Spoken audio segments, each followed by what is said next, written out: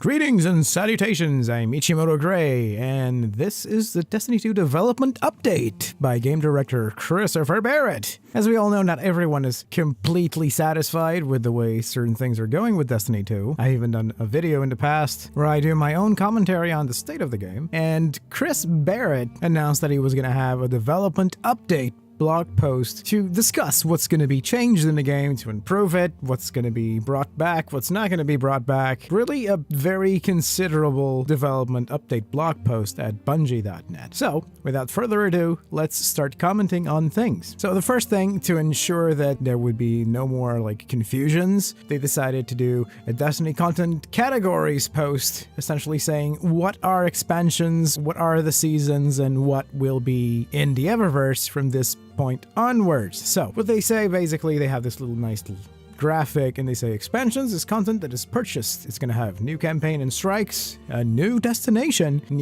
rewards, new raid layer, new crucible maps, and new legendary and exotic gear. So far so good, but this is good in one way because it does show that we're always going to have a new planet, or destination. May not even be a new planet, but at least there will always be something new in terms of setting and theme. The new destination rewards are something interesting. We've seen a little bit with the exotic ghost Sagira in Curse of Osiris, but it was really just that. So they say they're going to expand it, and that's actually mentioned later. Now, the seasons is content that is available to all Destiny 2 players. It's going to be the Iron Banner, the faction rallies, seasonal reputational rewards, endgame playlists, seasonal events, and new features and updates. So this is a good thing to have clarified because of that little brouhaha that when Curse of Osiris came out, Iron Banner, faction rallies, and a few other things were actually locked out of people that did not have Curse of Osiris. So now we know, and they fixed it.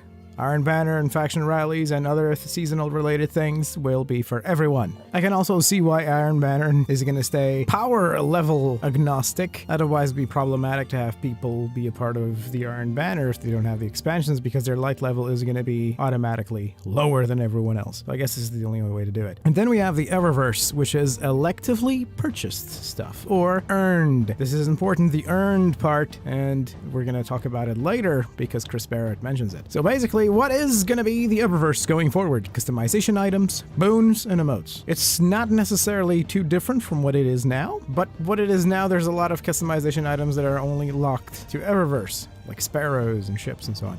So we're going to get to that later because Chris Barrett mentions it. Then Chris Barrett goes on and talks about Eververse more specifically, and he says that they recognize that the scales are tipped too far towards TES at the moment, and Eververse was never intended to be a substitute for endgame content and rewards. So they're going to essentially be making 3 big changes for the upcoming seasons of Eververse. And they say, we're shifting the balance of new content in favor of activity rewards over bright engrams. This is good because ghosts, sparrows, and ships used to be only in bright engrams, and now they're actually going to drop from rewards at the end of activities. Excellent. We'll provide a gameplay path to earn bright engrams, and all contain rewards, including event engrams. We'll give players more direct purchase options and make adjustments to bright engrams to allow players to get the items they want more often. Okay, so basically, what does this mean? They're going to have a way for people to directly purchase stuff they want, which is fine. We already have this in a sort of rotation. They're probably going to expand that rotation to perhaps have everything if you have the silver or the bright dust to buy it directly. That's my guess. But later on, they actually mentioned what is this specific change to bright engrams. I'm going to get to that later. But the interesting part here is we'll provide the gameplay path to earn bright engrams and all contain rewards, something that he expands later on. And here we go. This is the expansion he's talking about. These changes are going to be implemented in the Crimson Days. It's going to begin at February 13th. Crimson Days being the Valentine's Day event in Destiny. They say these changes are just the beginning, and there's going to be way more changes in Season 3. So, what do we have here? Completing Nightfall, Raid, and Crimson Days milestones during Crimson Days will reward you with an exclusive legendary emote, weapon skin, and exotic sparrow, respectively. So this is the start of things dropping as rewards. Players will earn double engrams at level up. So what happened before if you were in an event, for example, like in the Dawning, is you had your bright engrams.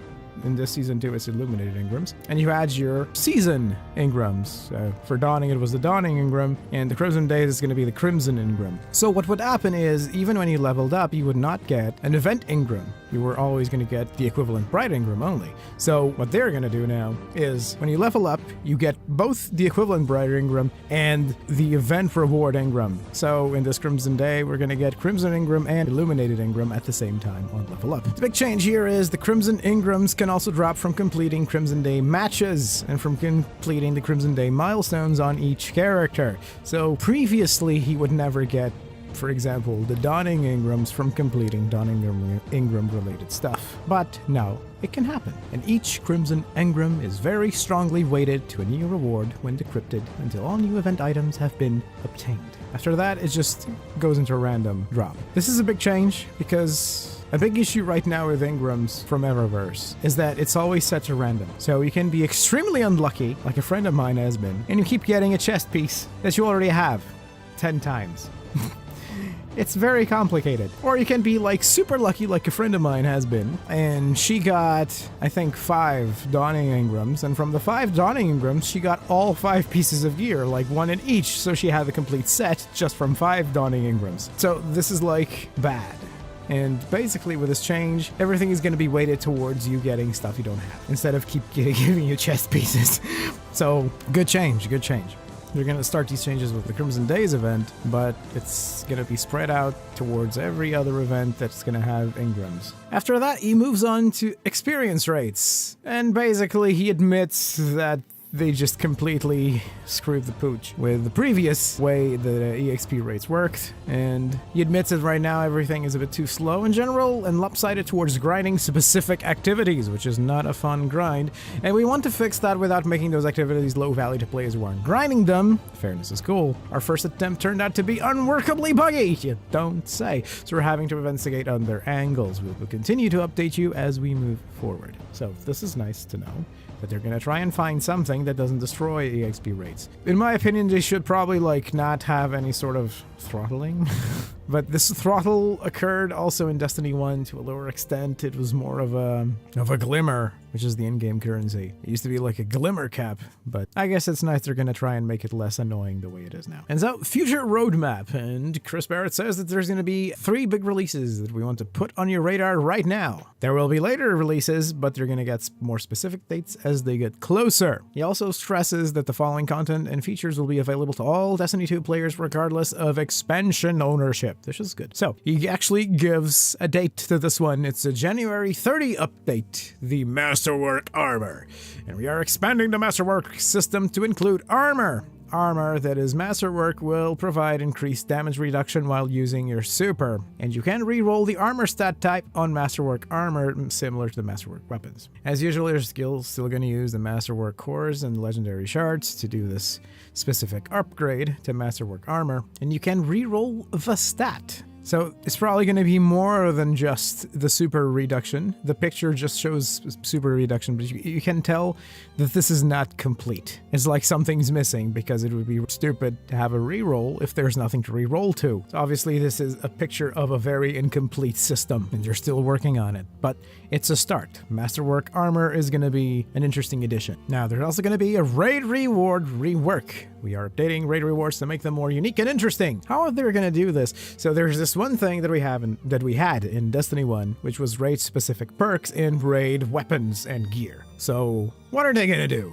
They're going to feature mods with raid-specific perks that are going to drop from raid gear. This is a good way of doing it, considering the way the weapon system works in Destiny 2 by just having raid-exclusive mods be in the raid gear. It's a good evolution of the mod system because right now the mod system is, to put it extremely bluntly, shit. But he actually mentions more about the mods later on. But going back to the raid vendor will also directly sell Leviathan and Eater of Worlds armor and weapons for purchase with raid tokens and legendary shards. Good change because, you know, as with any raid stuff, it's going to be a random drop. But as with other games that have these sort of vendors and random drops, you can also buy stuff related with the gear using the tokens you get from the activity. So they're going to do that here as well, just like we can already do with the Vanguard and so on.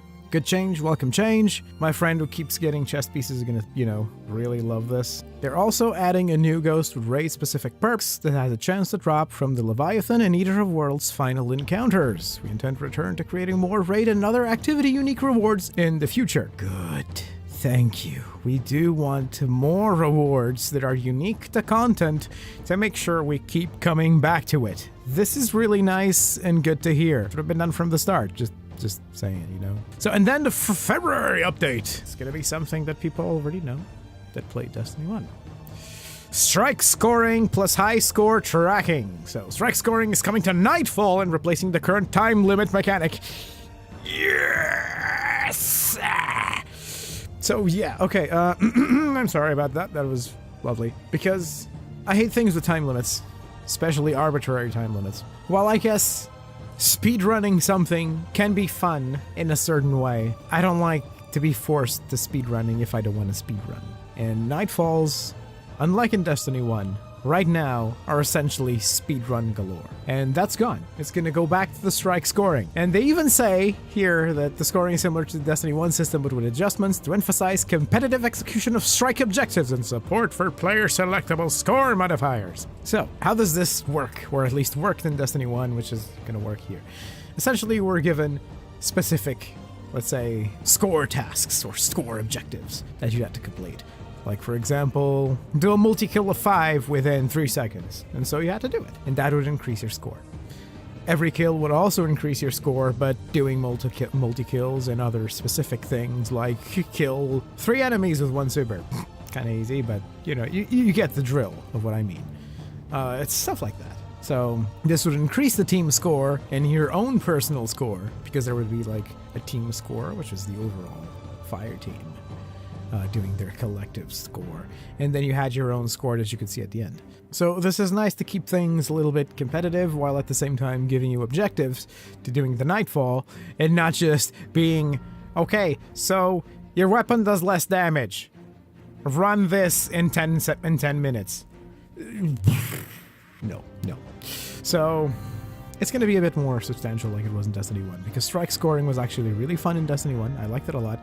And it's coming back, so bonus. They also said that in February, Nightfall high scores will be exposed in-game via new emblems and will unlock rewards. We also have plans for clan and community high scores in the works. So if you want to see who has the highest score in your clan, you're going to be able to do that. So, and then he mentions in the February update, for mods 2.0, work is underway on a full rework of armor and weapon mods. This will focus on reducing redundant mods. Oh, thank God.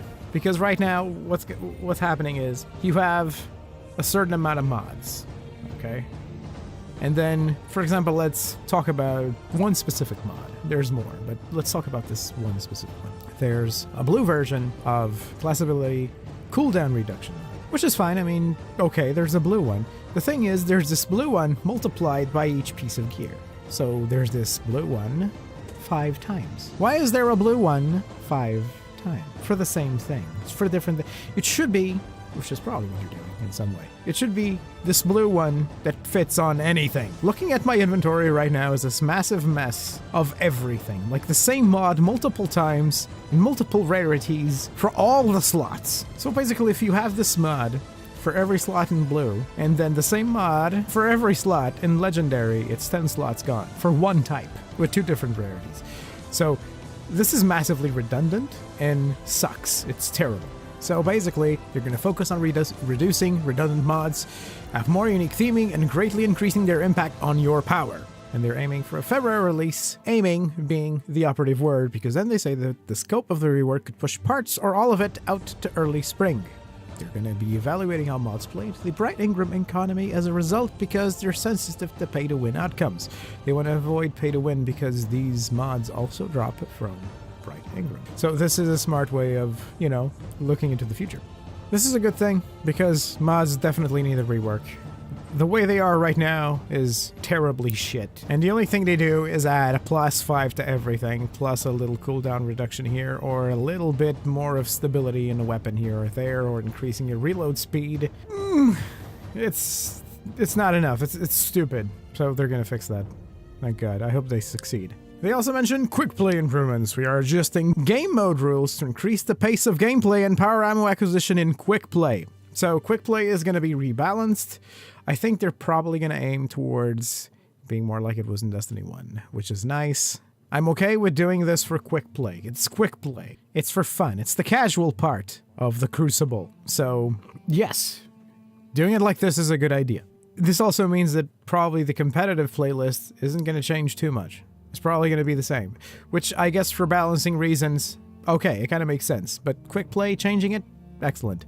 Another thing is a specific one for the PC version was this tower chat. They're adding text chat to the tower for the PC version of the game, because right now there's no text chat for the PC version of the game in the tower, which is not the best of ideas. So it's good to see that they're actually going to fix it. Exotic repetition reduction. This will prevent players from receiving the same exotic twice in a row. You may still receive duplicates, just not consecutively. This is a good change, I think. At least twice in a row is good. Probably means you're going to get the same one every other engram. But at least not twice in a row. And this is a game changer. Fire team members on destination map. Finally!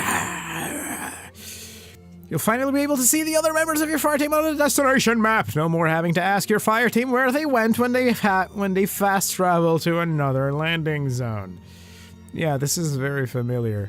Very, very familiar. Okay, well, let's fast travel. Where did you go? The Gulf. Okay.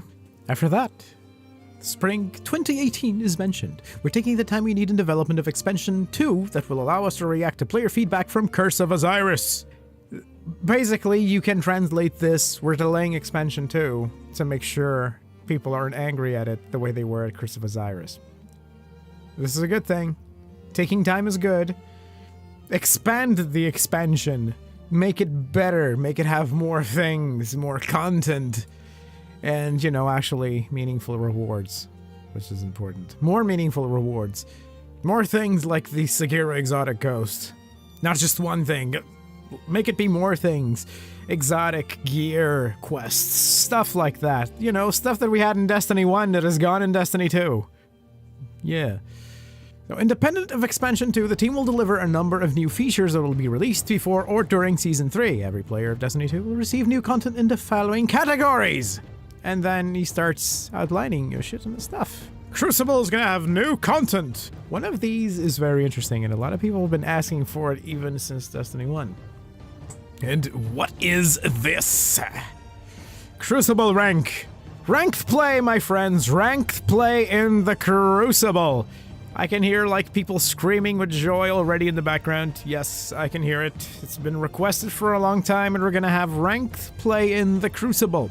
Beginning with Season 3, we'll introduce seasonal Crucible ranks. There will be 2 different ranks for players to pursue. Valor, a progression rank that goes up as you complete matches. Winning helps you move up faster, but there are no loss penalties. So I guess it's good in a more casual ranked play. So basically, Valor is gonna account for everything you've done, and not for how many times you've won. And then Glory is a progression rank that goes up when you win and down when you lose. Performance is how you move up here. So I guess the efficiency result that right now is, the equivalent to the KD, it's going to be changed to actually have some meaning in Glory. Which is good, I like that. I think that's pretty cool. And then another thing is going to come back in the Crucible that we had in Destiny 1. Can you see a theme going on here? Yeah. It's private matches. Private matches are coming to all players of Destiny 2. Players will be able to invite their friends to play on the map and mode of their choosing. Very welcome. Thank you for doing this. Should have been done from the start because Destiny 1 had it. Why the hell did Destiny 2 not have it? So here we are. Another thing is something that people have been clamoring for, which having a 6v6 playlist. And what do you know, we're gonna have a 6v6 PvP playlist for Destiny 2 in addition to the current 4v4 game modes. This is gonna be very interesting because usually when you come out of a raid, it's 6 players and it's like, okay, let's go and do something different. Let's go to Crucible, yeah! So we're gonna be out because it's 4v4. Well, that's gonna be fixed because 6v6 is gonna be back. Thank God. It's gonna be fun. Mayhem events will also return as a limited event during Season 3 and going forward, so Mayhem is gonna be a more recurrent thing, not just a one-shot like they said it would be. I guess a lot of people liked Mayhem. Honestly, it's fun for a while. and then it gets annoying. But it's good that it's coming back. It's coming back. It's more things. I like that. I like that. Additional fixes were making some changes to make quitting less common, and behind-the-scenes security improvements to help improve the overall Crucible experience. Obviously, they're talking about, the laggers and stuff like that, because a lot of people have been doing that, like lagging and DDoSing the other team to win. This happens a lot in Trials, and that's terrible in Trials when losing means starting over. So, good thing. I hope they succeed, because that really destroys Trials. The Trials population is apparently the lowest it has ever been in Destiny 1 and Destiny 2 because of these things. They also mentioned additional highlights, weapon and ability balance pass, sandbox adjustments based on player feedback and data from the live game. The sandbox team will share specific changes as we lead up to Season 3. I guess it's going to be the whole thing of everything seems to be doing less damage and ability cooldowns are too long. I'm going to assume this is what they're going to be doing, as well as some abilities that seem to be massively underpowered. So they're probably going to do a little fix here and there. Exotic weapon and armor balance pass. Exotic weapons and armor are receiving a comprehensive design pass to ensure they stand out from the rest of the gear and often new, exciting, powerful ways to play. Good, because right now, exotic weapons and exotic armor, exotic gear in general, with a few exceptions, are not that good. Or they're missing something. It's basically like a legendary weapon with just a few static perks that you can't even change with a multitude of them. So it's super limited, and for the most part, shit. So hopefully this exotic gear balance pass kind of improves things a little bit. Seasonal reputation. Specific vendors will now display a seasonal ranking. Earning reputation will unlock unique seasonal rewards and will reset each season. It's a reason to be doing things and having objectives to unlock specific things. This is nice. Improved Iron Banner and Faction Rallies. In addition to the changes that you will see when Iron Banner and Faction Rally returns this month, we'll continue iterating on these to make them unique, exciting experiences that you all look forward to. I guess we'll see what they do exactly. Faction Rally is going to start next week. They already announced it. So let's see what they changed in this Faction Rally. That's probably going to reflect on what will be changed in the upcoming Iron Banner at the end of the month. Playlist repetition reduction. This is a good thing, because there was this one time that I was doing the milestone for 3 heroic strikes, and all 3 times I got Inverted Spire. I mean, I don't mind Inverted Spire, it's a cool strike, but doing it 3 times in a row was probably too much. So it's a good thing if it's gonna reduce this issue. Another big one, endgame player pursuits. We agree with your feedback on the imbalance between achievement and Bright Ingram rewards, and we will be making adjustments to shift more rewards into specific endgame pursuits, instead of generic experience grinding for Bright Ingrams. They're going to give more details about this, but it's definitely related with what Chris Barrett said above, of having things like ghosts and ships and sparrows actually drop from activities and not just from the Bright Ingrams, which is ridiculously limiting. And we're going to have multi-emotes! Well, they mentioned this before, but it's good to know that it's going to be hitting at some point, sooner rather than later. Basically, you're going to be able to customize all 4 emotes and not just one in your emote slots. This is good. Vault space. We are targeting an additional 50 slots to player vaults. We don't believe just adding more space is a complete solution and are actively working on other changes to reduce load on your vault space. Good start. I'm pretty sure 50 slots is not going to do anything. Or barely, but I guess it's something. I'm not going to complain too much with an extra 50 slots. It's probably going to be another 50 slots later on, but the thing here is they're adding exotic accessory tabs to vault collections. So, if you got exotic ships, exotic sparrows, and exotic ghosts, they're going to be there. It's probably going to be easier to find these as well, because right now they're kind of limited to Bright Ingrams and Eververse, and they're really, really, really, really, really, really, really, really hard to get. I'm lucky and I have exactly one exotic ghost, 1 exotic ship, and 1 exotic sparrow. So, okay, I guess it's something, but with the changes that they're doing, it's probably going to get easier to get the exotic versions of these items. So, good stuff. Another thing, for PC specifically, it's PC Clan Chat. In addition to the Tower Chat that is targeted for February, we're adding Clan Chat to the PC version of the game. One of those things that should have been from the start, like Clan Chat. Whoa. Why wasn't it there? But anyway, heroic strike changes. We'll be introducing modifiers to add more gameplay variety to the experience. Good. Yeah, go get stuff from Destiny 1. Again, I don't mind. This is good, like have some little changes here in the heroic strikes, because right now the heroic strikes are just strikes, but harder, where enemies have more damage reduction and do more damage to us and so on. So it's a good thing to change things up a little and not just be a harder strike, because they're more bullet spongy than before. And then fall 2018 or sooner. We're working on a lot more that we're not quite ready to discuss. Expect more on this small sample of items in the future. Item collections and records. Good. Yes, please. More stuff like this. We're gonna have... we can probably speculate this is related with the legendary items you can get, and so on. Or at least have a list of stuff you already got at some point in time, even if you don't have it anymore. This is good for those collectors such as myself and several of my friends that are just hoarding items because they don't want to get rid of them, but there's not enough vault space to actually have all of them, so we start getting rid of a few because there's no other way. And this is probably gonna be the way to fix it. So we're still going to complete the collection. Thank you. Weapon slot and archetype improvements. So are they going to shift things around between weapon types and weapon slots? Are we going to have, say, for example, swords in the kinetic slot or swords in the energy slot instead of just being limited to the power slot? Are we going to have fusion rifles back in the energy slot, which is kind of like the special thing from Destiny 1. Are they going to change these weapon slots? Because right now, the issue with having kinetic energy and power is that it's like super limiting. Because suddenly everything that was in special, with very few exceptions, got like slammed into the power slot. So the power slot is heavy plus special with an exception. And it's probably good to see that they're going to shuffle this around a bit. Because I'll admit, I like the fact that I can walk around with an auto rifle and a hand cannon, or a scout and a pulse. Not that I use pulses a lot, but you get what I mean, right?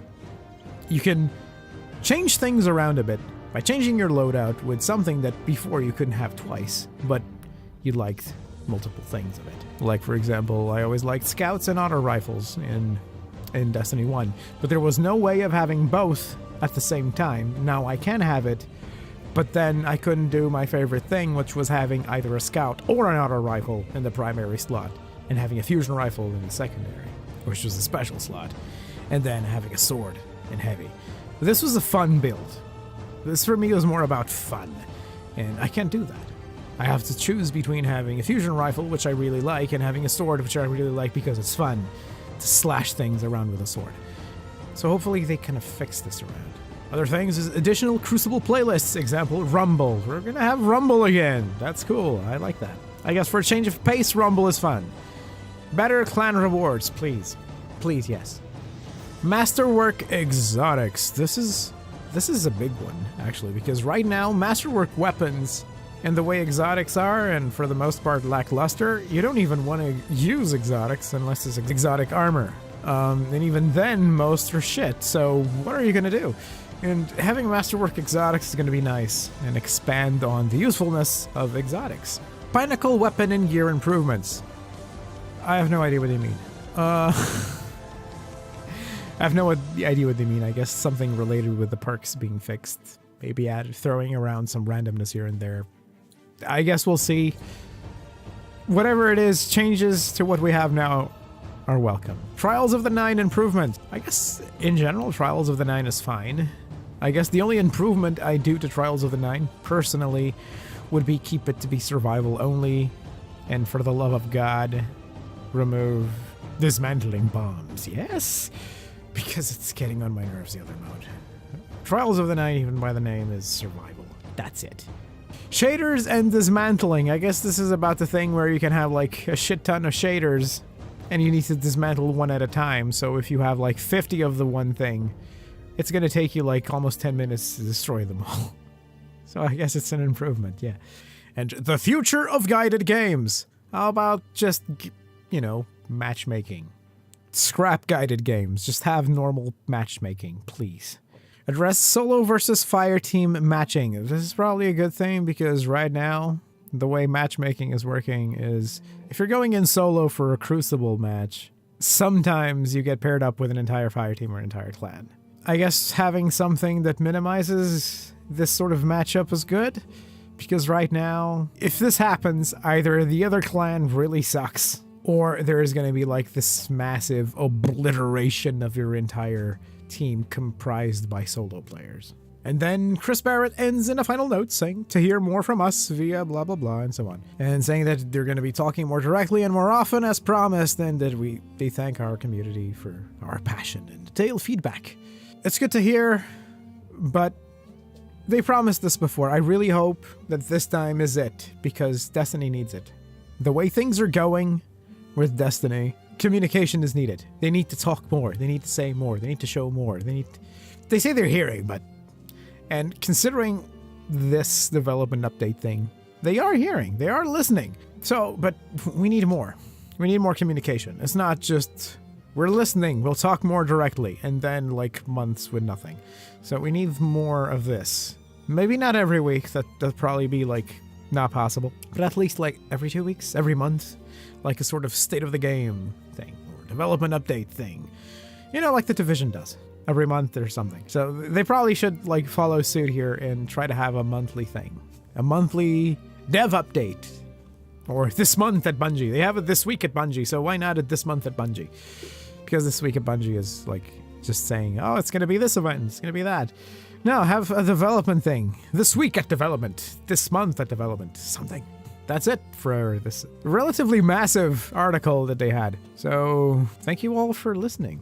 And if you like, please subscribe, share around. You know the drill. See you all next time. Eyes up, Guardians!